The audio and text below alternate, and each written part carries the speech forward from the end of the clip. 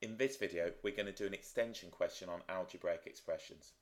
Given the coefficient of a term in x cubed is 3 and the coefficient of a term in x squared is 12 in the expansion of the quantity 4px cubed plus px squared plus 3x minus 1 multiplied by the quantity 2qx cubed minus qx squared plus 5, find the values at p and q.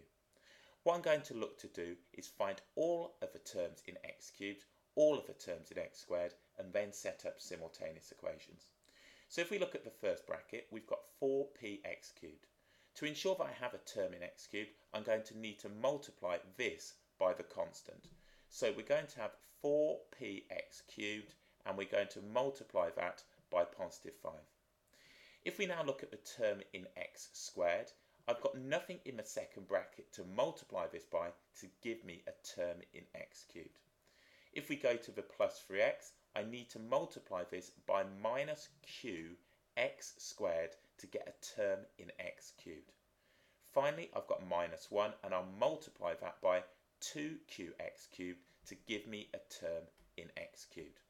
So if we write this out, 4p multiplied by 5, that's going to give me 20p x cubed.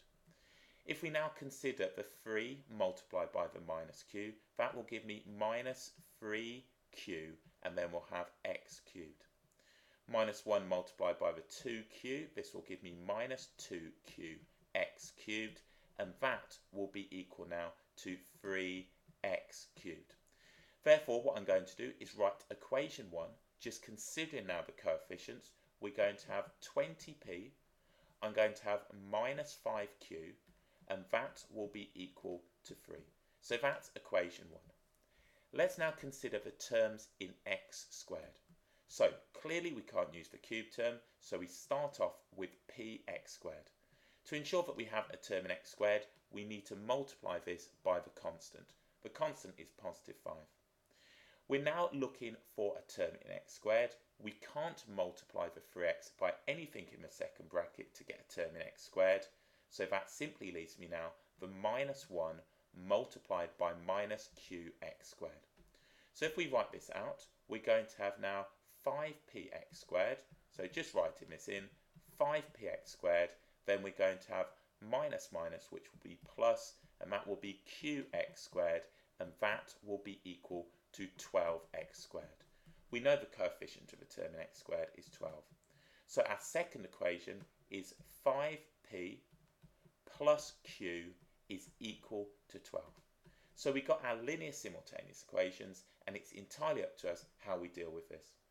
What I'm going to do here is multiply now the second equation by 5.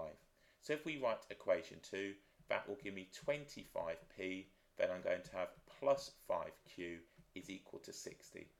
Lots of different approaches that you could do with this. Then we're going to have 1 plus 2.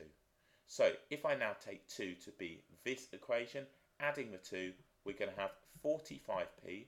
The 5q's are going to cancel, and we'll end up now with 63. So all I've done is added those. Dividing both sides now by 45, we have 63 over 45. We can divide each of these by 9, so we're going to have now p is going to be, if I divide this by 9, that will be 7, and if I divide this by 9, that will be equal to 5. What I'm now going to do is sub this in to either one of the equations. This one looks the easiest one, so if we put this into the original equation 2, we're going to have 5 lots of 7 over 5 plus q is equal to 12. So we can see from here the 5's are going to cancel. We'd have 7 plus q is equal to 12, and we can see that q is going to be equal to 5. So we found the values of p and q, and of course there are lots of different ways to do these simultaneous equations. If you spot a quicker way, feel free to do it, but the end result is that p is going to be 7/5 and q is going to be 5.